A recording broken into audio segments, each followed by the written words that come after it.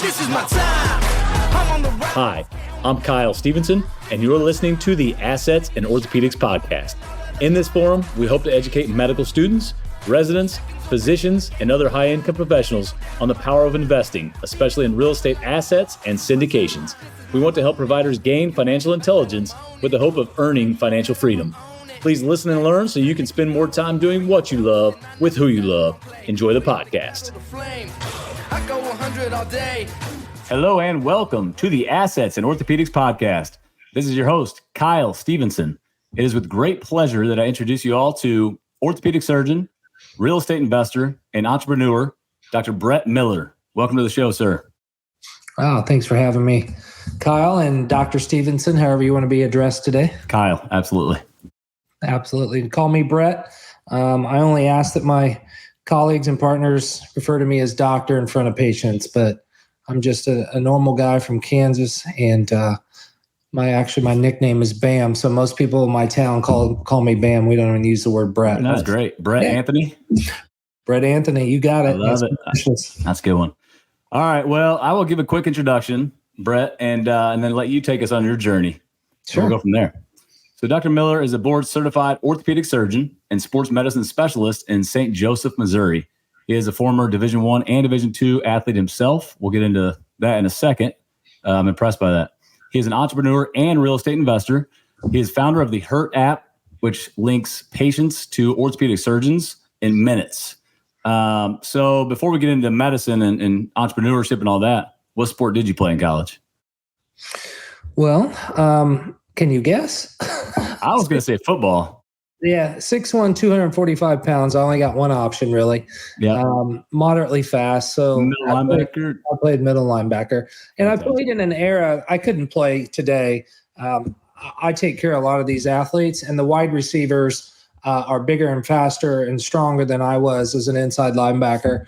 I'm just amazed at the human specimens that are out there today. Mm-hmm. Yep. Certainly, I could not step on the field if I was trying to do that in today's era. It's quite impressive to see what these young men and women have become. I agree. There's something in the water because these There is guys are massive. something in the water. Oh, yeah. Yeah. I'm intimidated on Friday nights when I take care of these high school athletes.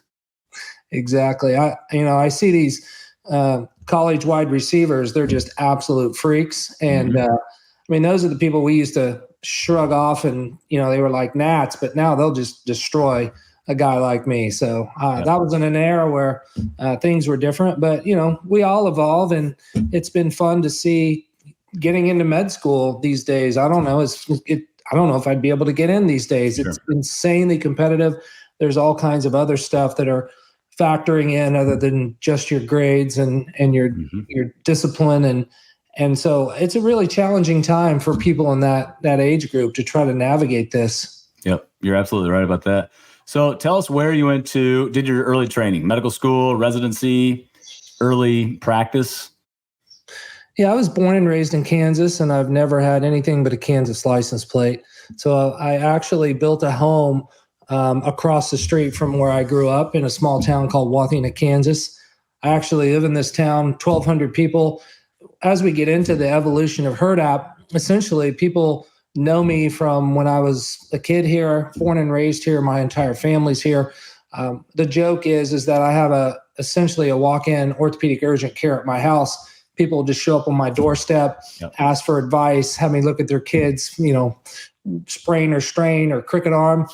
But I moved back here because of that, and I've never lost that kind of passion for small towns. I started my career, I was recruited to Iowa State, went to Iowa State, gutted it out for a semester on the football team. Brutal experience, but still was really a great part of my life.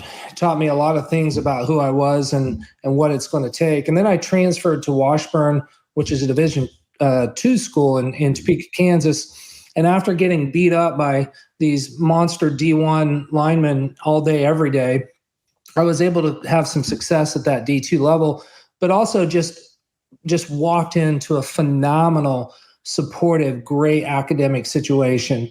My biology teachers, my chemistry professors, my physics professors, it was such an intimate and welcoming environment, and it really set me up for success. So I really owe who I am, where I am, to that experience. And whenever I entered medical school at the University of Kansas, it was actually quite easy. That's how well my undergrad prepared me for what I was doing. And then I've taken this, as you have, and every orthopedic surgeon has. I took it very seriously. I took medical school very seriously. And again, I think that prepared me for residency. Of course, residency was tough. I'm kind of that last generation where there were no call hour restrictions. There were no work hour restrictions. It was an unwritten rule that leaving is a sign of weakness. And the old joke was, if you're only taking call every third night, you're missing 2/3 of the good cases. And that was truly the culture. And quite honestly, I loved every second of it. When I walked out of my residency, I was actually offered a job to stay on with the department, but I felt completely comfortable as comfortable as one can, but I really did not have any major challenges or gaps in my training. I think it really prepared me for what I was about to do, which was taking call in a level 2 trauma center. We do about 400 trauma cases a year at our facility. So nice. Really prepared me, I think. Yep. That's great. Yeah. I played Division II football and baseball as well. This is more about you, but I can relate to that when you're talking about smaller classes. And there was a part of me when I would go through fellowship, talking to guys that played big D1 football. And I'm like, man, I wish people knew the school I played for, but in reality, it set me up for success, right? Absolutely. So, yeah. They were really adamant about me skipping practice to do a lab, and that wouldn't have happened at Iowa State. Yep. Plus, I would have never stepped on the field until my junior or senior year. Yep. I would have had to redshirt. I transferred to Washburn. I was an immediate starter because I was playing against monsters my whole freshman year. It prepared me to be able to take that leap and get on the field. I'll be quite honest with you, though. I did not love college athletics. I know some people, they live and breathe it. It is brutal. It was a ton of work. And I truly think I have a little CTE as a result of it. I mean, I can't shoot a shotgun without my head immediately, kind of swelling up and getting some ringing and feel a little nauseous. And I grew up in, small town USA, shooting guns and all that stuff. But there's certainly some things that college athletics were not good to me. And I think that's part of it. It took a little bit of toll on my body. Oh, I believe it. And you have a boy and a girl, correct? I do. I have a 23 and 21. 23-year-old son and a 21-year-old daughter. Did you allow your boy to play football? I did not encourage it, but I certainly allowed it. With the rules and all the things that are going on with concussion protocols now, I think it's as safe as it can be. But he didn't take a liking to it. He played a little bit and then switched over to cross country and some of the arts. And then my daughter really took off. She became, she's 6'1" as a female athlete. She was an exceptional athlete in every sport. And because I do a fair amount of sports medicine, I really discouraged her from basketball, which she was really good at. And it's because of the ACL risk. And her 8th grade year, she actually broke the high school high jump record, and they didn't allow it because she wasn't in high school. And I knew we had something special. And so I really discouraged her from that basketball path, because I know you've probably seen these devastating injuries in these juniors and seniors that have and then it just completely ruins their career. So she took that to that advice. And again, it wasn't forced. She played club volleyball. She was probably a high D2, low D1 volleyball player, insanely good softball pitcher, D1 softball pitcher, and then a D1 Power 5 track athlete at the University of Nebraska. Amazing. It's cool. Awesome. Proud dad. You got to love that. Yeah. Well, good. So, Dr. Miller, take us on your path. Let's go back to early on your investing journey. So, again, the audience for this podcast is, medical students, residents, young physicians, and really physicians of all ages. I mean, I talk to people all the time now on the phone that may be in their 50s and trying to figure things out still. So let's speak to the audience on your investing journey and how it got started. Well, I didn't grow up with money. Again, didn't grow up poor, but had to work through college, and actually started a business in medical school and residency, a lawn mowing business. And we got up to 100,000 in annual recurring revenue with this lawn business and snow removal business. I've just always wanted to and had to hustle. So I didn't have any spare dollars to put in a stock market fund. It was all about survival in the early phases. I wanted my wife to be able to stay home and raise our children. So those are a different set of sacrifices that have to be made. Mm-hmm. We're spending our money on groceries and mortgages and bills instead of, buying stocks and mutual funds and real estate. So my journey actually starts a little later. I had 3 to 5 years where I had to catch up, pay off some debt, get things kind of settled. And really, I would say I became a true investor in looking at my financial future during COVID, quite honestly.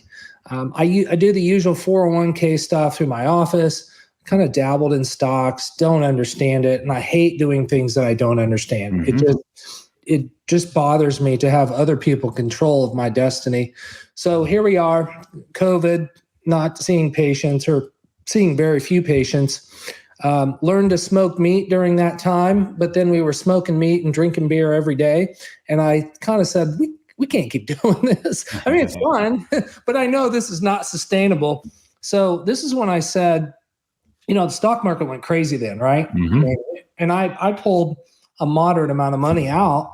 Again, maybe it was a mistake, maybe it wasn't, but I just wanted to be in control of my money.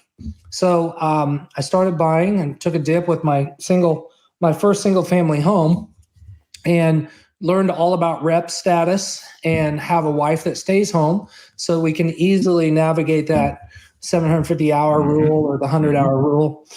And I kind of dove in with this, learning about this physician real estate investing and the benefit of reps, cost segregation, and all these studies. But just started with one, and now we've built quite a portfolio of just going through this process, rinse and repeat. We have a system, and quite frankly, we even use everything from the same paint colors to the same flooring, just like orthopedic surgeons do. One of the things we're all really good at in this specialty, we're good at operationalizing and being efficient because we're taught to do that to survive in residency. I definitely want to talk about the Hurt app, and we'll get into that. And I was going to talk about that early on, but I think let's just roll with this with real estate investing. I didn't realize that you just got started really during COVID. That's very impressive because I'm just seeing, your resume and how many. Correct me if I'm wrong here. 20 single family homes, 3 duplexes, a 4-plex, and 140 self-storage units. Is that your real estate thus far? That is correct. That is cool. And we're at a phase now where homes or properties don't go on the market. They actually personally call me and ask me if I want to buy things. Mm-hmm. And I have a simple math. And again, I'm someone who doesn't make things overly complicated. And I also don't do paralysis analysis. Mm-hmm. I move, I go, I do. I've made some mistakes that hasn't always served me well, but in the grand scheme of things, you just got to buy your first one, and you got to learn all those things and go through the struggles and make mistakes. And you can get into this. You don't have to have your first property be $600,000. We typically try to buy in that $100,000 range because that's where our market is. But I have bought a $600,000 property. I think that there's opportunities everywhere, but what the institutional investor is looking for is what everybody's looking for. So if you're trying to find your properties on Zillow, so is everybody else. You got to do something different.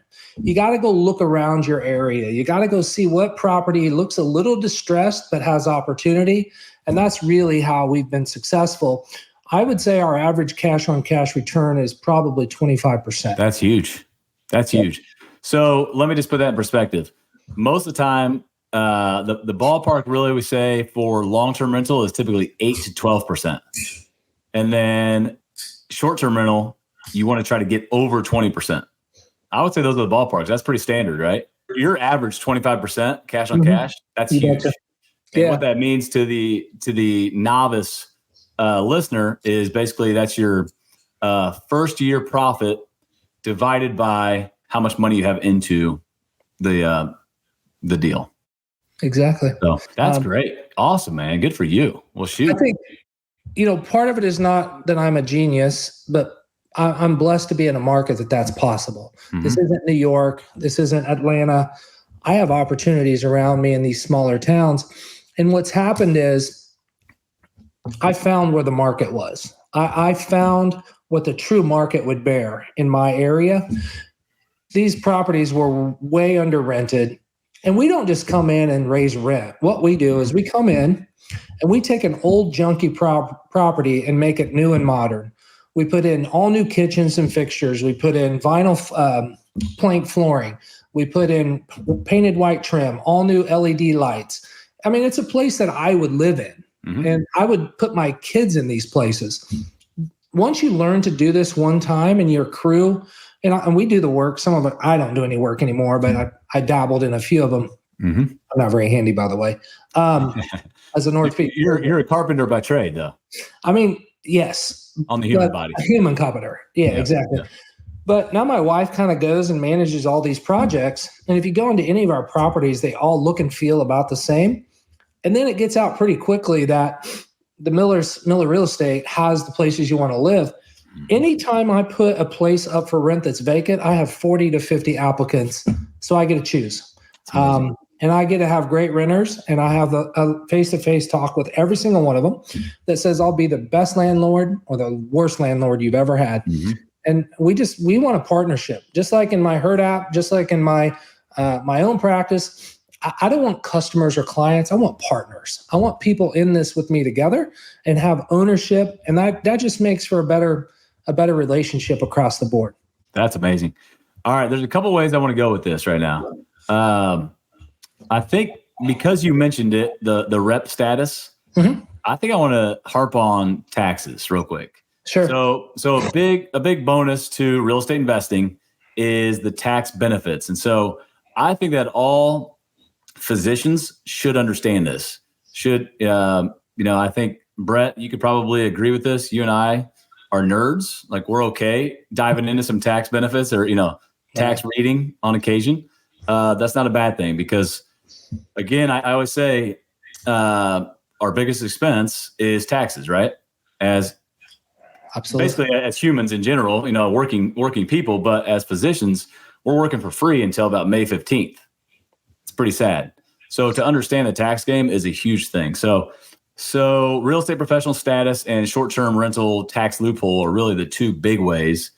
Do you mind explaining how you guys are doing it with the real estate professional status and how your wife's helping you with that? Sure. Because she doesn't have a quote unquote job. I mean, obviously she's the leader of our household, has plenty of jobs. But as a result, I have a spouse that has an opportunity to have and document real estate professional status, which means you have to document that you have 750 hours of material participation. And you got to look up what that means because you can't document that you were searching on Zillow. That's an investor activity. You can't document that you were, driving around looking at properties. That's an investor activity. You have to find ways to work on landscaping, to paint the house, to clean the carpets, to meet the contractors. It's not hard. There's about 10 things you need to know, and this is available anywhere on a Google search.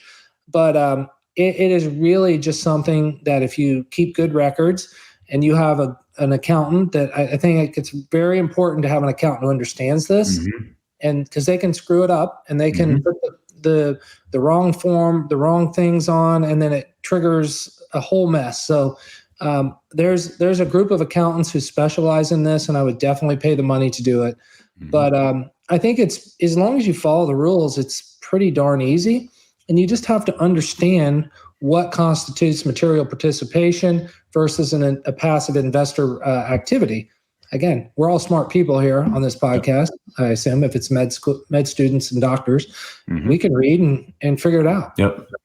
Yep, absolutely. So real estate professional status is that. Short-term rental loophole is a little different, but very much the same. And you'll do cost segregation, which again, you can look that up as well. But to that point, I mean, a lot of people complain about their CPAs and they're like, my CPA doesn't know a whole lot. It's either you educate your CPA into real estate stuff. I mean, it's not hard to look that stuff up. They should know it. or you get a real estate CPA that understands this stuff. And that's what I did. I actually have 2 CPAs. I use no different than you have, an ear, nose, and throat doc who's going to look at my hoarseness versus, you're going to look at my swollen knee. I think there's different subspecialties of CPAs. And why not take the path of having a lot of specialists on your side? I'm diving into this private plane world right now. There are aviation specific attorneys, and that's all they do. And that's the guy or gal that I want, or the firm that I want, setting up my airplane so that it's properly depreciated. And then if I charter it back, that it's legal and the FAA is not knocking on my door. So why wouldn't you have a specific CPA that's going to save you as much as you can make sometimes? Yeah, absolutely. There's a good return on investment with that. And the other thing is there's a lot of gray area. So the 750 hours that's a black and white area, but for the most part, it's how many properties do you need? The amount that you have is no problem. But, if you have 4 long-term rentals, is that really going to be enough to be real estate professional status? Probably not, but it's a gray area. So talk to your CPA about that. But I think the bigger thing is understand it yourself. Yeah. And I think if you here's how I would take this approach. If I was going to tell my new partner, he's going to start in September, and I would tell him to do this. I would say, buy a moderately priced property that needs some work. Work with your bank, buy the property, and then fund a capital improvement. So use their money to fund the capital improvement. There is a ton of projects that can go into renovating a property, all the way from, like I said, the landscaping to picking out the hanging the blinds in the windows. Those are all things that any human can do, right? They're going to certainly look at me with some skepticism if I say that my wife was up putting a roof on. Okay, right. She didn't do that. That's not real. But, she can run a paintbrush. I can run a paintbrush. We can install a kitchen sink. We can install a garbage. All those things in 1 or 2 properties, that's all legitimately documented. Sure. And I would start with something like that, where there's an opportunity. And that also creates this opportunity to take a property that is valued here and put some money into it, get its value here. And then that's truly how you build these returns, these internal rates of return, when you do these upgrades and get the rent at market. And then, real estate, not that it sounds easy, but it sounds sexy. When we talk about it, we're like, real estate's a great way to wealth. It's always said that most millionaires and billionaires made their wealth in real estate. In just my few years of real estate investing, I have single family homes. I have multi-family hotels. But I've already had plenty of horror stories that I could talk about. And you have to work through those horror stories to really succeed in real estate and entrepreneurship in general, right? Yeah. Persistence and resilience are 2, big characteristics to have in both of those. So what horror stories could you tell us about deals that maybe didn't go the way you wanted to? This is good that it's not all roses, right? So these young people that get into it, they need to know. I think it depends on your situation. I have learned, if it is possible to have a property that you can physically drive to in 10 or 15 minutes, it is a far better situation than you have one that is not in that situation. I had bought a property about 60 miles away, hour drive, sent my crew, got it all renovated, rented, beautiful, and they absolutely destroyed it. And then they weren't paying the rent. I have really no way to enforce it. Other than go through the laws. But during that process, if you have bad people, well, then they left the water on, destroyed the hardwood. You can just did $40,000 in damage. And that lesson was an expensive lesson, but one that I just, I took a step back because I was just obsessed with buying more properties, whatever would come available. If the math worked, if the numbers look good. But now I'm very picky about putting these properties around me and more importantly, putting the right people in them, doing appropriate background checks, credit scores. There's a third-party service we use that does a fantastic job. It charges the applicant $30. So immediately, if they won't pay $30 for a background check, I don't want them. Like they're not my people. That's an easy screening tool. Oh yeah. I mean, if you're kicking the tires and you won't put $30 down for an opportunity to be in one of our properties, then you're not getting one of our properties. Mm-hmm.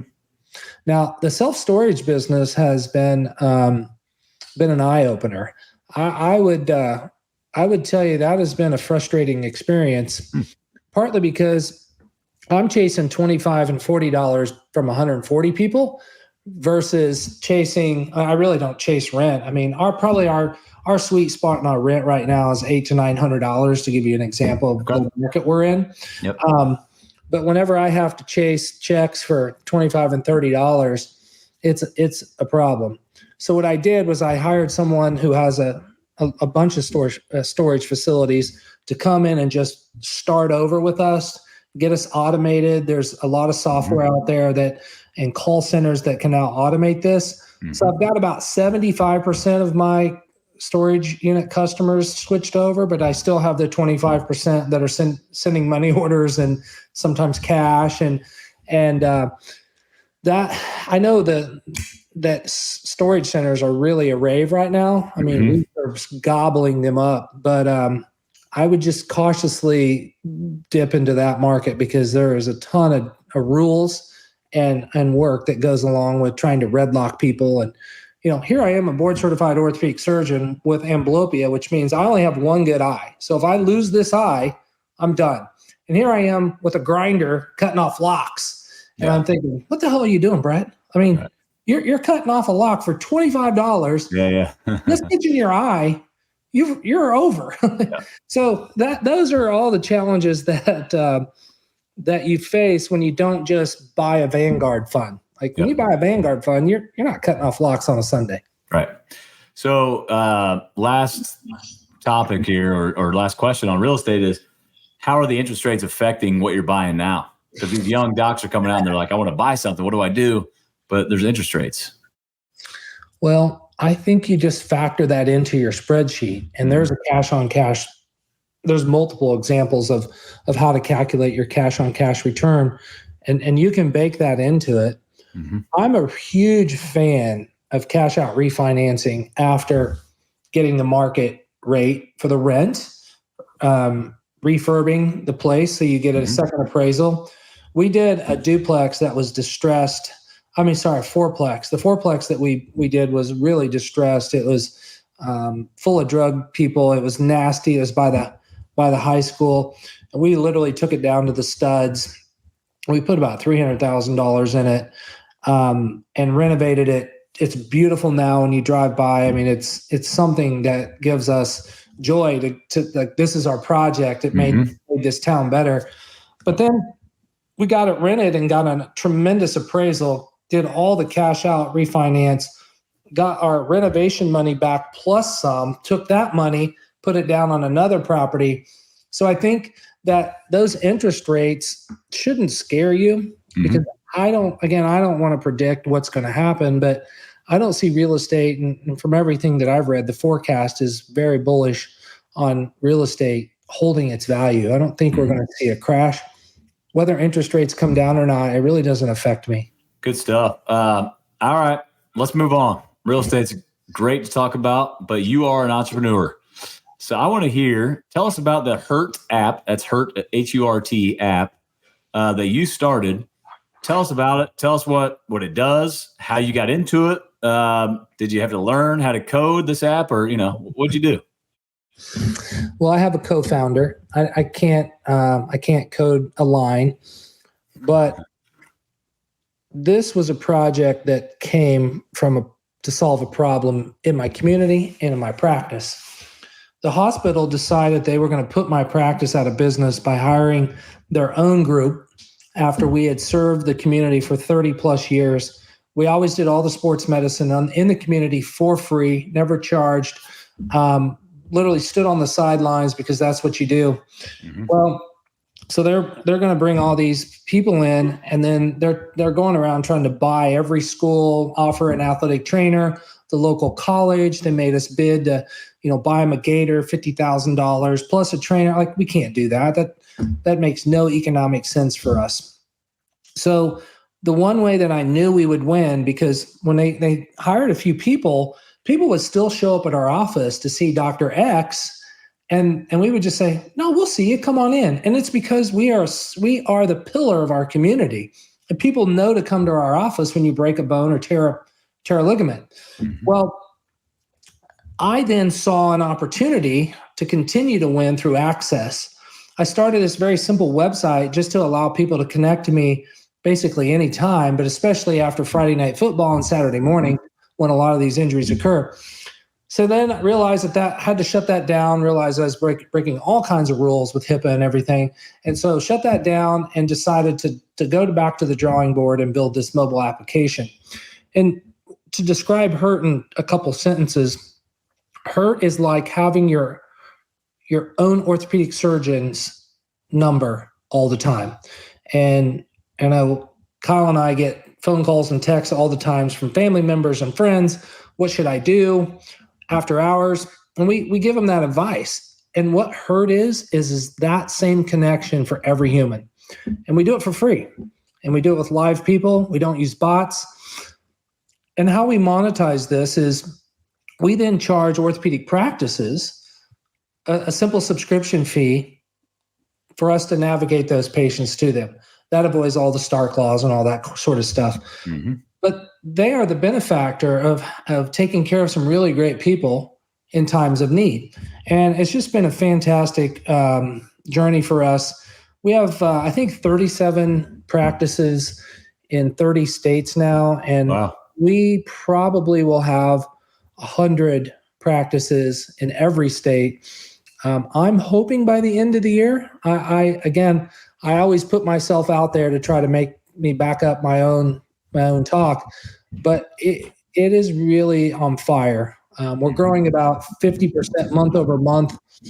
In all of 2022, right after we launched, we had 1,000 registrations for the whole year.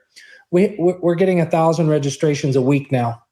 So things are happening, and really it's just obvious why. Mm-hmm. We to describe this to the layperson, we are the open table of orthopedics. If you're going to get a reservation, nobody's calling a restaurant anymore. Mm-hmm. We all want to do it on our phones. And if you don't have that, if you're not on open table, I'm just not going to your restaurant because I don't want to mess with it. And think of HURT as the open table of orthopedics. That's great. Do you guys just work with private practice groups, or are you working with hospitals as well? No, we have a hospital client. We're talking to several now. We navigate towards and gravitate towards private practices just because they're easier to work with. And what I mean by that is they're a lot more nimble. There's a lot fewer layers. There's usually not a committee or 5. But hospital systems are taking note, and we have several of these potential partnerships in the works. And when you're a startup, you have to get clients, right? Mm-hmm. Sales drive. We had we've had a lot of great advice through our journey. And one entrepreneur who had $100 million exit, he's phenomenal. He's brilliant. He told us that cash is your oxygen. And so you can't run out of oxygen. Mm-hmm. Well, if your sales cycle trying to work with a hospital system is 6, 8, 10 months, you're going to suffocate pretty quick. I've done deals with private practices that demo on Monday, close on Friday, check the next Friday. So that's how nimble practices are and can be. Mm-hmm. But the systems are taking notice. Payers are taking notice. Work comp's taking notice. So it's all, the ecosystem is really expanding rapidly right now. That's really cool. It seems like, I mean, obviously this was a need. There was no question. You found a need, and the best businesses out there, I watch Shark Tank, so I'm obviously, no, but from that, you sense like the best businesses out there came from a need, and and you're, you see it every day. And so you knew that's where things were headed, and you jumped on it. And I think the other unique part about our company, as we're talking to strategic capital partners now, the thing that we are a unicorn, the reason we're a unicorn is because every single one of our team members is phenomenal, by the way. And I mean, we have former head of Cerner Health, MBA, Harvard MBA. We have CMO of the largest orthopedic group in the country. We have user experience is someone who is the head of user experience at Amazon. My co-founder leads teams of software engineers. Wow. Our president is part of the AOS PAC, former president of the Physicians Hospital Association. So we just have all these phenomenal team members. But we didn't create a company, and this happens a lot. We didn't create a company to create jobs for ourselves. We all had good jobs and good careers. We all had a path. None of us need hurt. None of the people on my team need hurt to make a living. That makes us really nimble, and we don't have to rely on other people's outside funding. We're debt-free, fully funded internally, and we're very revenue positive. That's a unicorn today. And so whenever we are starting to seek a strategic capital partner, again, minority percentage, just to fuel our growth and support our growth, they are all really taken back about that piece of it, because we did this with our own money on our own time, and we've achieved a pretty high, I mean, like 0.5% startups make it to this phase. That is impressive. Very cool. And that helps the minority partner know that you guys, it's your baby. You guys are all working hard to make this thing big and continue to grow. So that's great. I love that. What is the potential? I mean, it's early. So you just started this in 2022? In 21 is when we did the full send launch. We've been working on this for a decade almost. Okay. And I say working. We've tested and tested and tested. And one of the pieces of advice I'd give all the listeners, and whether it's real estate or some sort of startup, you just got to go. Just go. I mean, do your homework, put your time and energy and effort in, but go. Because if you're constantly sitting on your hands, nothing will ever happen. It's scary. You're going to lose sleep. You're going to regret it. You're going to sweat, but then you're going to know. And you're going to know if you made a major mistake, which that's okay. Get out of it. I mean, I lost $25,000 supporting a food startup that was going to put protein pancakes in nursing homes. But I believed in the person, and he almost pulled it off. Like, we were this close to my 25,000 being 250,000, but it didn't work. And you got to take a few of those swings. That 25,000 didn't decimate me, but I mean, I'm going to think twice before I give the next kid 25 grand. I learned. And this was where, you say, why didn't you invest that money in hurt? Well, I've invested plenty of money in hurt, but I wanted to take a swing with this kid because you just never know. Do you guys have an exit strategy on hurt, or is it too early to think that way? I'm happy to discuss that. I'm trying to build a legacy for my family with this project. I want to be part of this. I believe in it. I get to see, you're an orthopedic surgeon. We get to help, say, 1,000 people a year or 4,000 people a year. Through hurt, I get to help 1,000 people a week. And I get to be part of that. And I also get to be part of a group that's leading the revolution in healthcare. And we're never going to beat the bukas. We're never going to do that. But locally, we can make an impact. We can help small businesses. We can help workers' comp. We can help our practice partners. We can help our communities. And so, yes, we're not going to, Amazon and Google and Oracle, nobody could take down the bukas. So we don't have that kind of stupid mentality. But what we can do is change this locally. And if you look at Dollar General, even though they're kind of an evil company, how did they build their brand? They built it in small communities, and they just did it over and over and over again. That's great. I love that. It's bigger than you, which is cool, right? You have a bigger purpose than just yourself. So absolutely. I love it. We could talk about, I know you do IMEs as well, independent medical exams. That's kind of part of your practice, which is great. And that's good income for a lot of people. We're going to stick with the investing and the entrepreneurship realm. And you already alluded to this a little bit, but what advice do you have for resident physicians, young physicians that are just getting started? what advice do you have in the investing aspect of things? Well, I'm the anti Dave Ramsey. I don't see a way with my personality, my mentality, and my lifestyle needs to live that lifestyle of the Dave Ramsey. I don't think he's wrong. It's just not for me. Mm-hmm. I am not opposed or afraid to use someone else's capital to leverage a project that I want to do, fund, and make better. I think you have to decide your risk tolerance and then truly what is the risk. If we have the fear of getting on a commercial airplane because one airplane crashed 2 years ago, that's not really rational fear. And I think that's kind of the irrational fear that some of these investors take when they have this Dave Ramsey mentality. And I would just say that if you're going to build real wealth, it's not going to be risk-free. It's just not. I mean, my cousin built a huge construction company, started in 2006 with a shovel, a bobcat, and a used truck. Mm-hmm. He now has 120 employees. I don't know how many pieces of equipment he has, but he basically is the community foundation with all the great jobs he's made. And he took so many risks to get there.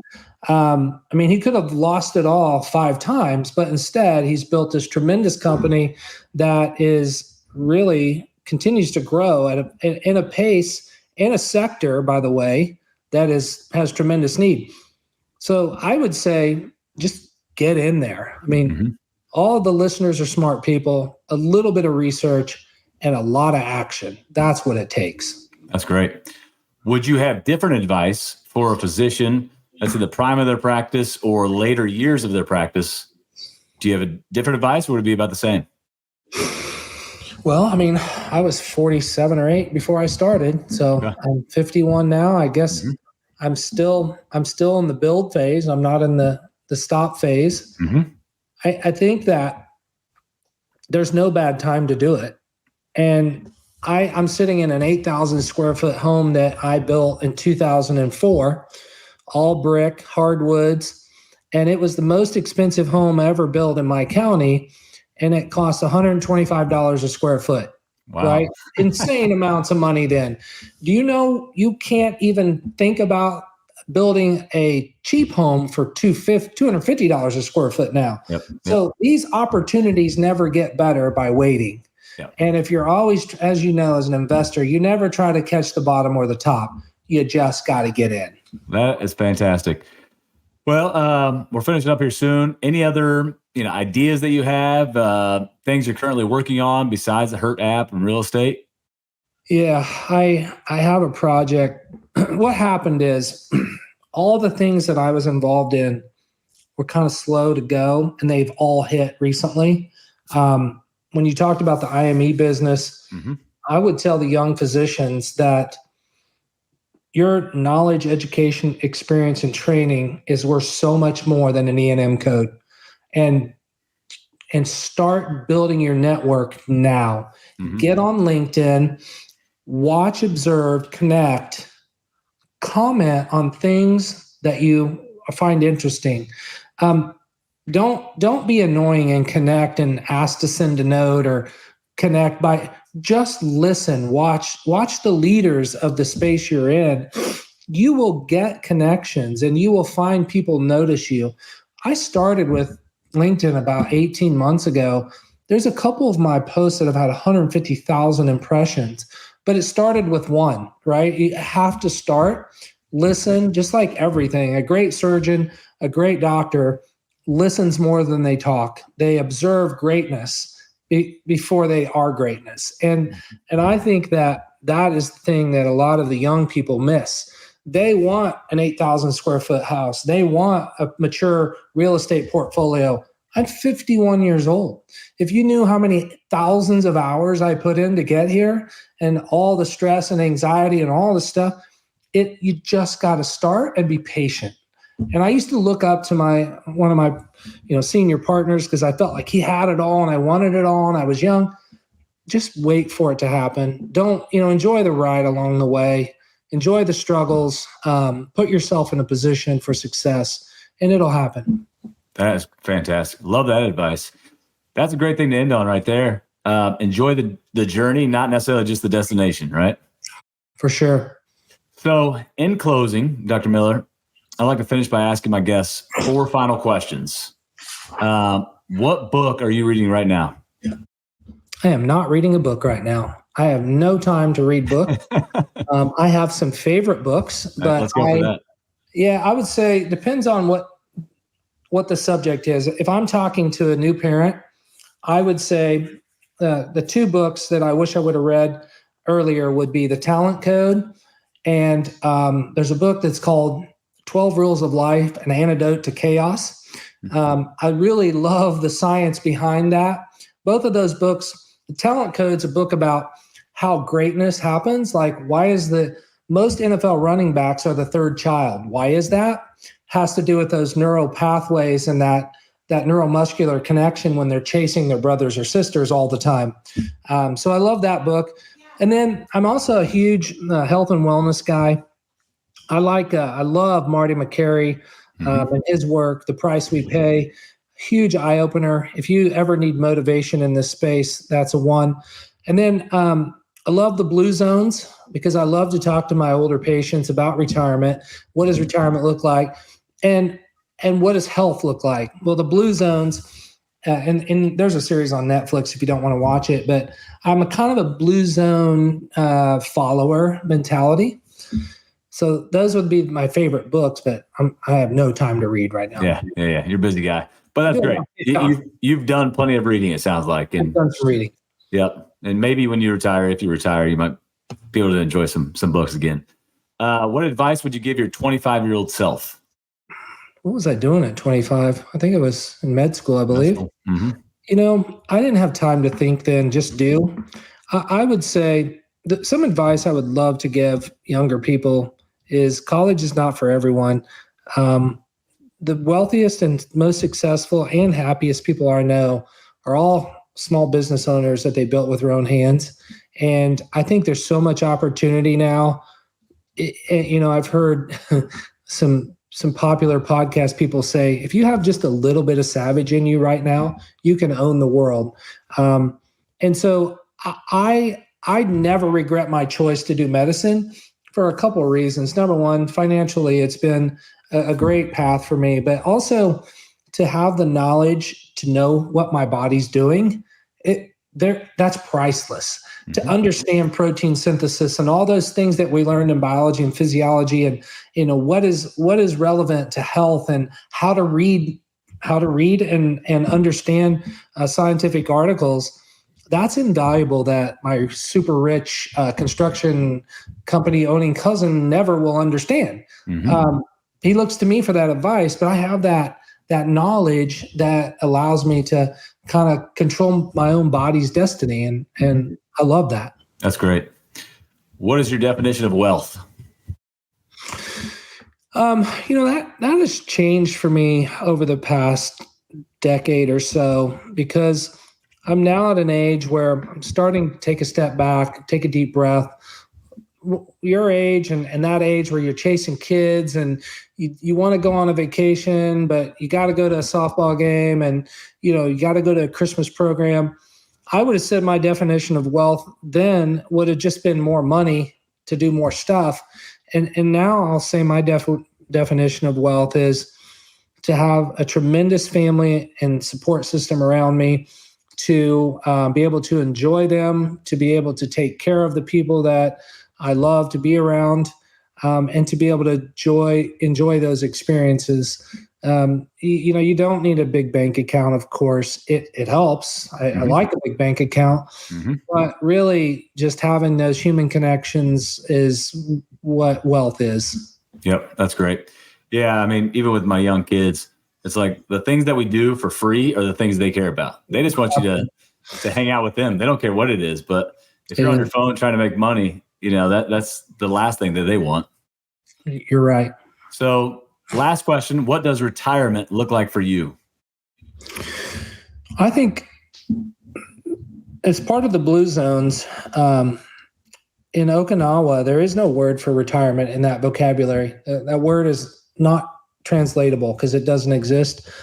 I won't retire. I'll retire from clinical orthopedics probably in a decade or so, but I'll never retire. My 82-year-old grandfather or father-in-law is battling, lower GI cancer, and he still goes over to his filling station 40, 60 hours a week. That keeps him alive. It's that purpose. And I've got a lot of projects that I can provide purpose to, and I want to have a reason to wake up every day other than, go fishing and drink beer. I want to have a reason to be around people, to mentor them. And the one thing that retirement, though, will be is I'll be doing that stuff when I want from where I want to do it. That's fantastic, man. Great interview. Great podcast. Thank you for coming on the show, Brett. It's been, I've learned a ton. You're an impressive guy, very, very articulate when it comes to this stuff. And you're an orthopedic surgeon that thinks outside the box. And I think that's what we all need to hear, because it seems like, the more we learn that, the more you can really get ahead. We appreciate you inspiring our audience, me and other physicians around the country. So thank you for that. Where can people find you? I would say the easiest place to find me is on LinkedIn, but, Brett, we're at herdapp.com. I'm not trying to promote my app on this show, but I would say LinkedIn is a great place to connect with me and just follow. As I said, listen and learn. And you can always send me a direct message there. I reply to every single LinkedIn message, as long as it's not spam, because I have accidentally found so many incredible opportunities. I know a lot of people blow each other off whenever you get direct messages, and some practice CEOs have blown me off 6 months ago, and now they kind of maybe wish they wouldn't have. But I just think that being able, if you're in the medical field and certainly a med student or a resident, you connect with me on LinkedIn. Any question you have, I'm going to respond and advise. I would advise that as a young person, definitely take them up on that.